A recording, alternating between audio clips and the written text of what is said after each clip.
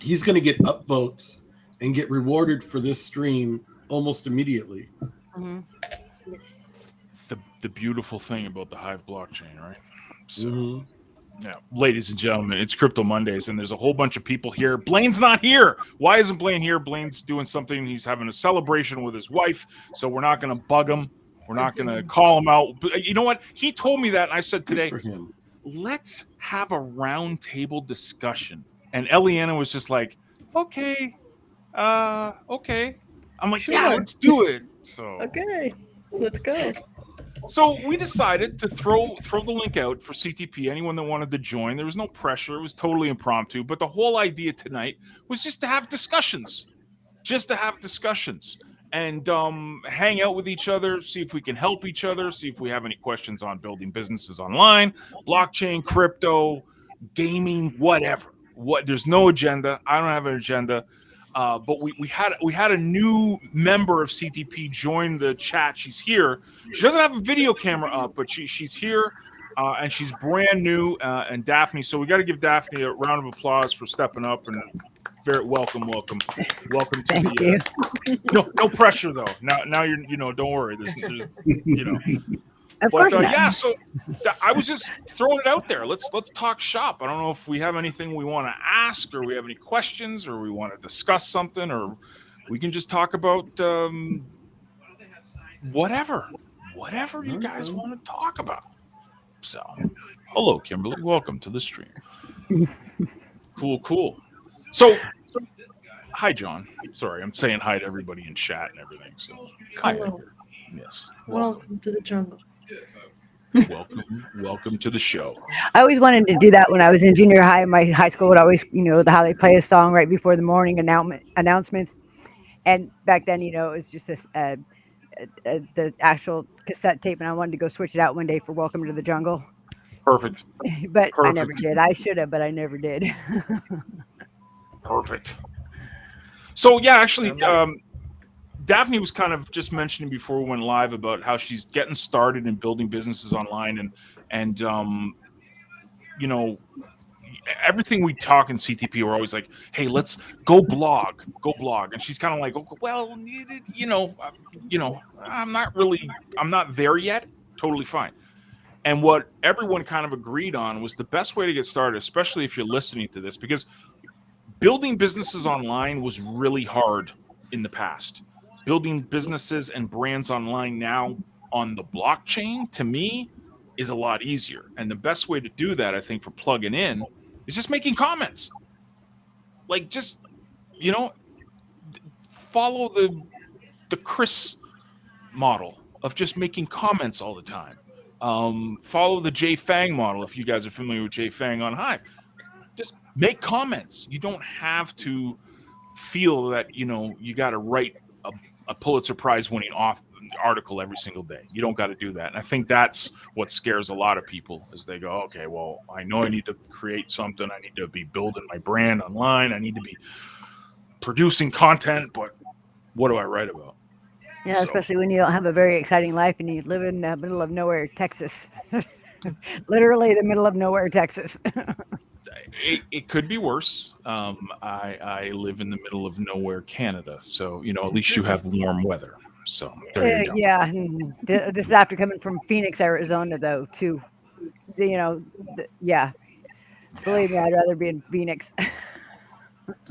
I hear that. So, yeah, Chris, what about you, man? I mean, it's funny because let's say a year ago, you weren't producing daily content. Now you're writing multiple blog posts sometimes a day. What kind of clicked for you when it came to this stuff? The brand building a brand, being able to reach people that are interested in the same things that I'm interested in, and having fun at the same time. Like earlier, we were talking about the Cine TV community. Right. And the one-up gaming community. You were watching Halo. You could easily rip a summary of it, and it fits in both of those communities. So it's not just about, you don't have to be a business expert or a financial expert and print something that's Wall Street Journal worthy. You could just, I wrote about a comic book for crying out loud, and it got like 8.5 Hive in Right. rewards for that. I was blown away. It was awesome.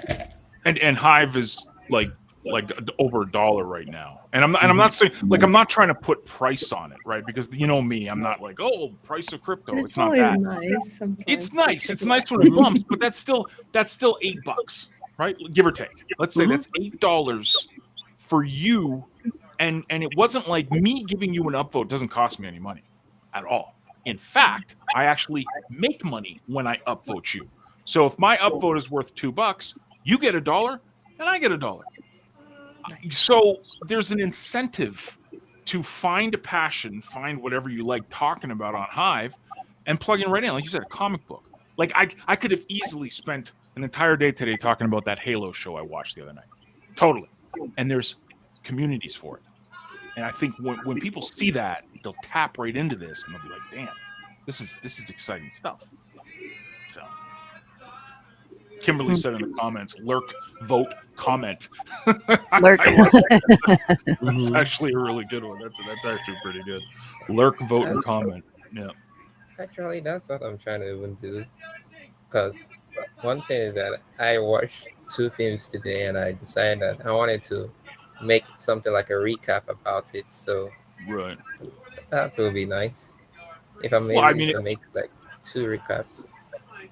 Well, in your case too, I mean, you are obviously very in love with Splinterlands, and you can actually not only get rewarded for playing the game, but you can also get rewarded for talking about the game on a blog post and streaming too. Yeah, right? actually, I just finished my quest. Of course you did. Yeah, don't worry. I got what I'm counting down right now. I got what do I got? I got 18 minutes before my next quest. All right. So, is Splinterland, is it like a first shooter person game, or is it No. like it's a World of card game. Warfare? Card, It's a card- it card game. I wouldn't say it's World of Warcraft and stuff, but it's along that genre of like the fantasy stuff. But it's a card game. More Magic the Magic the Gathering. Gathering is the closest. Yeah, I loved that thing. game when I was younger. Mhm. Okay. Yeah, so that's what now Splinterlands is. you're gonna have to go check it out. How do you get started in that one? That's cool. Oh, boy. There's a million ways to get started. There's a million ways. Well, splinterlands.com is the website. Okay. When you get started, getting rewarded right away doesn't happen. And this is kind of like the time invested in it. I mean, you know what? Maybe I'm not the best to speak about this. Maybe even Chris would be better, because Chris is taking. I didn't play the game at all before I got involved in it. I actually was just buying cards, and I didn't even know what the hell the cards did. So maybe Chris could speak on Collection. probably the best way to jump in to it.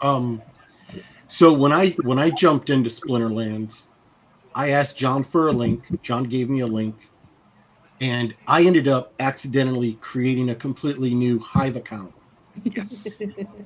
And I didn't really know what I was doing, like, at all. But I did know one thing: to play the game, to earn rating points, you have to buy a spell book, and it was about $10, give or take.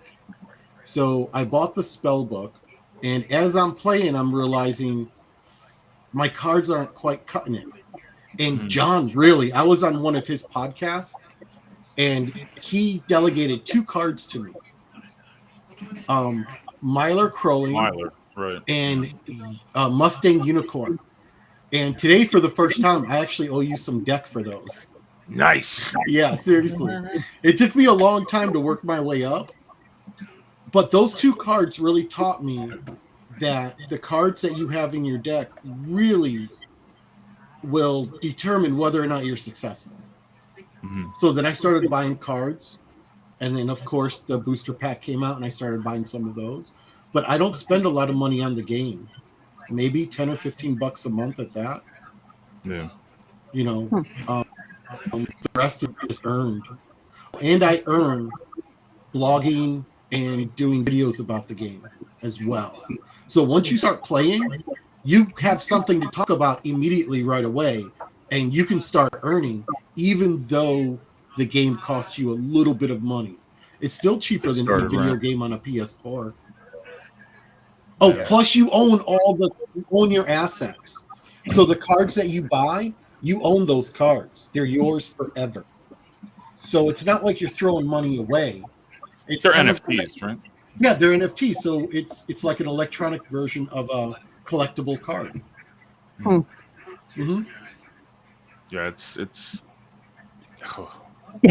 definitely a rabbit hole. I was going to say it sounds like it's quite in depth the way. It's a lot of fun. Mhm. It can get extremely frustrating when you first get started because it looks pretty complicated. But the more you play it, the more it starts making sense. But there's a learning curve. It's not No, like yeah. it's not like Pac-Man, for example. Just eat the There's a Pac. learning curve to Pac-Man. It may only be 5 minutes, but it's still there. I know, but I'm just saying it's like Pac-Man is like anyone can take up a controller and look like so it's not as Yeah. easy as pick up the controller and play it. There's strategy to it, especially card game based stuff like Mhm. positionings of the cards, what each card does. So there's a lot of but once you get into it, I'm pretty sure out of the 6 people on camera right here, I know 5 out of the 6 of us are pretty much addicted to playing it. So that should tell you. I was just going to say I could. Yes, and I just want the passive income. And that's the other option it gives you, right? Like Mhm. Lisa just said, is that you can buy these cards, what Chris was mentioning, and you can literally rent them out. So it's like you're a landlord. You own the card, and people will pay you to use your card. And there's an entire market, tens of thousands of dollars daily is spent on rentals. Very Wow. thriving rentals. So there's options. I started as a collector. I didn't know anything about the game. I didn't know anything about rentals. I remember when there was Kevin Lee, who's part of the CTP community and on Discord and stuff. He got me started in all this online gaming stuff for blockchain stuff, and he used to tell me, "Oh, I'm renting out my cards," and I was like, "I don't even know what the hell you're talking about. It doesn't make any sense to me, dude. I know you're in Australia and you speak a little differently, but I didn't even understand that." But then I got into the card ownership, and now I understand it, plus the playing of it. And like Lisa said, you own the assets. You own the asset, and you can delegate them out. You can rent them out. You can sell them if you don't want them anymore. There's so much you can do with that game, not just playing it. So I was just seeing Kimberly King's comment up there. She said, "Your life is full of content. Have an opinion, knit a sock, collect a coin." I actually have a couple of coins that are, I think, are valuable. But then again, there's that thing where if you want to send it off to have it graded and all that stuff, I don't even know how much it costs you anymore. But it's knit a sock. That's cute. well, They don't have to have value. You could just post about the coin itself and describe it. It doesn't matter what the value is of it. well, that's what Thought you do, about Mike, that. right?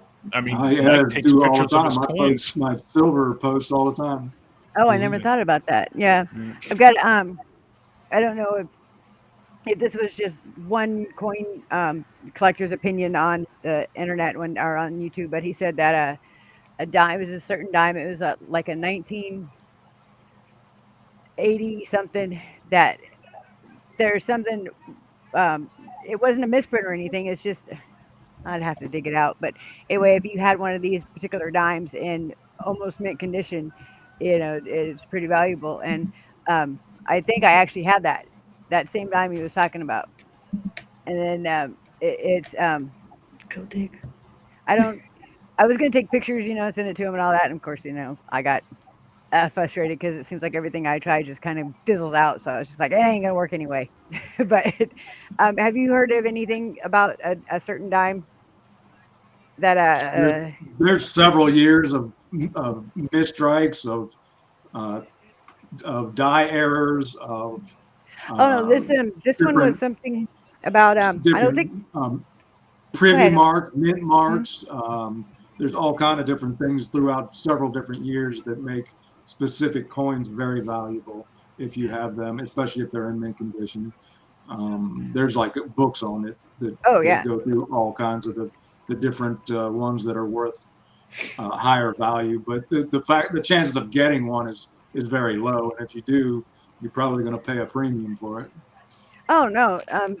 Let's see. It was a 1980. I don't. Oh, I got it right here. Look at that. Of course, I can't read it. I'm blind. Anyway, I have an 1885. What's that big one? The the big coin, South silver. Oh, what is it called? 1885. What is it? A Morgan? Yes. Still in the package, like from the coin Morgan dealers. silver dollar. Take Yeah. pictures and blog about it. Everyone can give Yeah. an opinion. Literally. And there's a community Sort of. on Hive that's all they do is talk about coins. You could literally take pictures of that, create a blog post, and just And say, ask. what's this worth? I have no idea. And you will tap into a community that is extremely passionate about it, and they'll give you their advice totally right off the bat. Wow. Just use the tag silver gold stackers, and it'll go right to the community, and you will get a response. That's neat. Are you in any of those communities that I could Yeah, like? I am. Mike is, yeah. Yeah, Mike I was is trying the- to. We're pointing coin. like anyone. Yeah. Like the coin. I've always kind of been interested in coins, and then I actually the very first one I found was it was one of the Indian pennies, the Indian head pennies. I had got back in change, believe it or not, change from Walmart, and I was just floored, and that just kind of sparked me to start checking everything out. Um, and not that I'm trying to turn this into a whole coin discussion. I do have one question. Have you noticed on a lot of dimes are their strikes aren't right on a lot of different dimes, different years? I've noticed that there's more strike errors on dimes, like um, the offset. What is that called? When it's when it's not centered right. Oh yeah. Have you noticed that dimes are more prevalent with that, or is that just me? I just happen to I be never running really across looked into which coins were more flawed or That's for you misstriked or whatever. Americans. So that dime was a We 1980D have euros here. that You the guys are dude. so sophisticated. I'm fancy. Thank you. Where are you from? I'm from Portugal. Oh, always wanted to go there. She's but from an anyway, amazing little island in the middle of the Atlantic that's warm and beautiful, and I'm sitting here in a. Oh, look, it's still snowing. well, It is what it is. Yeah. is it like that all year round? Here or where No, she's I at? know Canada is. Oh well, yeah, it's frozen tundra up here. Yeah, I yeah. know. No, I meant Here in it's Portugal. raining, so I don't know. it's a tropical weather, Oh, waste so of it rains at 80 and it rains at 60. pretty much. Yeah, like Hawaii. Someplace I've never been. Anyway, that dime was a 1980D. I don't remember what the guy said it was special about it. I'll have to go back and watch the video again. But I think it had a low strike or a low mint count or something. I don't know. Anyway, I'm sure you guys don't want to sit here and listen to me ramble. Anybody else? No, it's good. It's good. It's discussion. It's again, there's no agenda. It's literally whatever you guys wanted to talk about. But I think right there, you almost got a perfect answer for, you're okay. Well, I don't really know what to blog about. I mean, there's an entire community right there where all you'd have to do is just take a couple pictures of the coin, put it out there, and then people will just start feeding you information and talking to you about it. So I'd say get with Mike too, and he could show you the community too. That would The be because text to it's use and such. Yeah, that was going to be my next question. If I could kind of follow him around, not literally, of course. yeah. Do that lurking. Oh dance. yeah. You can stalk The- him. We The can blockchain let is all open. You can see everything, so Oh yeah. you can So view the- anything in the communities and stuff like that. You there's just have to communities- post constantly if you wanted to get into the community, because it's not one that you could just step into. You got to be nominated and seconded and stuff like that. But they're a friendly, good group of people that are very active, very helpful. All right. So I would just go to the regular just go to my blog and just start putting posts in there, but like put the hashtags in there of certain coins or whatever? You could search. Yeah, I mean, if you wanted to do posts, just put the silver gold stacker as one of your first tags, so that it goes to the community and it'll go in there. You could ask questions on and take pictures, and so that they know what you're talking about. And